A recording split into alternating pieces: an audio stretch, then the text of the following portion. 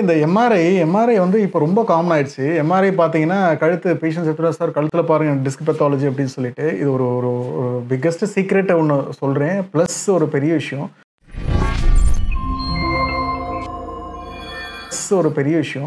ஒரு தடவ நீங்க ஒரு ஒரு பிசிஷியனை கன்சல்ட் பண்ணுங்க. என்னன்னா, எம்ஆர்ஐ எடுத்து வந்து பேஷண்ட்ஸ் காட்டுறாங்க. ஒருத்தர் காட்டுறாங்க அதே லெவல் ஆஃப் டிஸ்பாலஜி ஏபி டயாமீட்டர் பார்த்தீங்கன்னா 9 mm 10 mm அப்படி இருக்குன்னு வச்சுக்கோங்களேன். அதே எம்ஆர்ஐ கொண்டு வந்து இன்னொருத்தர் காட்டுறாரு. அது சிம்டம்ஸே இல்ல. வேற ஒரு இதுக்காக எடுக்கும்போது அதில கண்டுபிடிச்சுன்னு சொல்லிட்டு. அதை விட ஏபி டயாமீட்டர் கம்மியா இருக்க கழுத்துல ஜவ் விலகி பல்ஜோ, புல்லாப்ஸோ, புரோட்ரூஷனோ, எக்ஸ்ட்ரூஷனோ, செக்ரஸ்ட்ரேஷனோ அதை விட கம்மியா இருக்கிற ஒருத்தவங்களோட எம்ஆர்ஐ எடுத்து பார்த்தா கிட்டத்தட்ட சிம்டம்ஸே இல்லை. சுத்தமா வந்து எனக்கு வந்து மோசம் ஒரு அப்படி ஒன்று இல்லவே இல்லைன்றான். ஃபார் எக்ஸாம்பிள் நீங்களே எத்தனை பேர் வந்து எம்ஆர்ஐ லம்பார் ஸ்பைன் எடுத்திருப்பீங்க.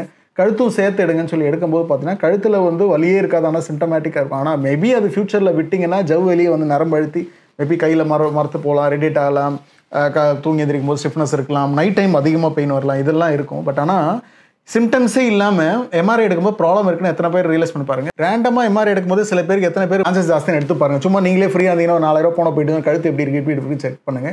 ஆனால் இக்னோர் பண்ணாதீங்க. என்னென்னா ஒருத்தர் வந்தார், ஒரு ஒரு பேர் வேண்டாம் நினைக்கிற ஒரு விஐபி. அவர் வந்து பார்த்தீங்கன்னா வெறும் காலில் தான் வலி, இந்த முட்டிக்கு கீழே இந்த இடம் மட்டும் வலி. அவர் போயிட்டு ஆயில் போட்டேன், உருவனை போட்டு தேய்ச்சேன். ஏதோ ஒரு ஊரில் ஒரு இடத்துல ஒருத்தர் பண்ணுறாரு, நல்லா போட்டு பண்ணுவாருன்னு சொல்லிட்டு போட்டு நல்லா பண்ணார். வீடியோ பார்த்தா திட்ட போகிறாரு. நம்மளோட நல்ல ஃபேன், ரொம்ப நல்ல விஐபி தமிழ்நாட்டில். அவர் வந்து என்னென்னா அவர் வந்து சொன்னார், இந்த மாதிரி அங்கேருந்து ஃபோன் இது மாதிரி டாக்டர் ஒன்றும் சரியாக இல்லை, ரொம்ப நாள் கஷ்டமாக இருக்குது, என்ன பண்ணுறதுன்னு தெரியல சொன்னார். சார் வாங்க சார் பார்த்துலான்னு சொல்லி செக் பண்ணால் இடுப்பில் ப்ராப்ளம். எம்ஆர்ஐ எடுத்து கொடுத்தா இடுப்பில் வந்து டிஸ்க் சேஞ்சஸ் இருந்தது. எம்ஆர்ஐ எடுத்து கொடுத்தேன். என்னை பார்த்து ஒரு சிரிப்பு சிரிச்சார். என்ன இடுப்பில் எனக்கு இங்கே தான் வலின்னு சொன்னேன். இல்லைண்ணே அந்த மாதிரி ப்ராப்ளமாக இருக்க சான்ஸ் இருக்குது, செக் பண்ணுங்கன்னு சொன்னேன். செக் பண்ணி பார்த்தா இடுப்பில் நல்ல ஐவிடிபி டிஸ்க் பிளாப்ஸ் சேஞ்சஸ் இருந்தது. அதுக்கப்புறம் டிஸ்க் பிளாப்ஸ் இருந்ததுன்னா அப்படியே இடுப்பில் தான் பிரச்சனைனா அப்புறமா அது பண்ணதுக்கப்புறம் தான் காலில் வலி குறைய ஆரம்பிச்சது. ஸோ இந்த மாதிரி ரேண்டமாக பேக் பெயின் இல்லாமலே காலில் சிம்டம்ஸோ காலில் ரெடிட் வரதுக்கான சான்சஸும் இருக்குது. பட் ஆனால் இக்னோர் பண்ணாதீங்க. சில பேருக்கு ஒன்று நல்லா தெரிஞ்சுக்கோங்க, பல்ஜாக இருந்தால் ரெஸ்ட்டு ப்ராப்பராக எடுத்து ப்ராப்பர் எக்ஸசைஸு ப்ராப்பர் ரெஸ்ட் எடுத்தாலே போதும். என்ன பண்ணுறாங்கன்னா பேக் பெயின் இருக்கா திருப்பியும் கார் ஓட்டி திருப்பியும் 2 வீலர் ஒரு 1 month. ஆனால் எனக்கு தெரியுது வேலை நம்ம பொழப்பணும்னு இருக்குல்ல, எல்லோரும் கொடுக்கணும், சம்பளம் போடணும், வேலை செய்யணும், எல்லாம் கரெக்டு தான். பட் ஆனால் ஹெல்த்து ஒரு பீரியடில் டிஸ்கஸ் சர்ஜரி பண்ணிவிட்டு சில பேருக்கு அது கம்ஃபர்டபுளாக இல்லை, சர்ஜரி முடிச்சுட்டு தொந்தரவு இருக்குன்னும் போது அன்றைக்கி தான் மாற்றோம் இல்லையா. ஸோ அதனால் சர்ஜரி முடிச்சோம் தெரியாமல் விழுந்துட்டேன்னு சொல்கிற ஒரு குரூப் இருக்குது. சர்ஜரி முடிச்சு நல்லா இருக்கேன், எனக்கு சூப்பராக இருக்கேன் இப்போன்னு சொல்கிற ஒருத்தவங்க இருக்காங்க.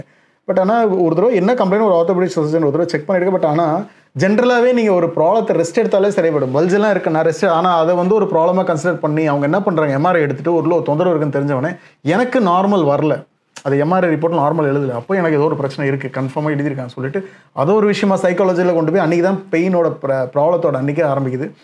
இது ரேண்டமாக பார்த்தீங்கன்னா இந்த எம்ஆர்ஐ எடுத்ததுக்கு அப்புறம் வலியே இல்லாத ஒருத்தர் எம்ஆர்ஐ வர பேக் எடுக்கும்போது நெக் எடுத்தேன், அப்போ வலி இல்லாத போது அப்போ அம்மா எனக்கு வலிக்குதுன்னு சொல்லிட்டு 10 நாள் 20 நாள் 1 மாதத்துக்குள்ளே என்ன சொல்கிறாங்கன்னா, சார் எனக்கு வந்து ப்ராப்ளம் வந்துருச்சு எனக்கு அப்படின்னு சொல்லி வந்து சொல்கிற அவ்வளோ பேர் இருக்காங்க.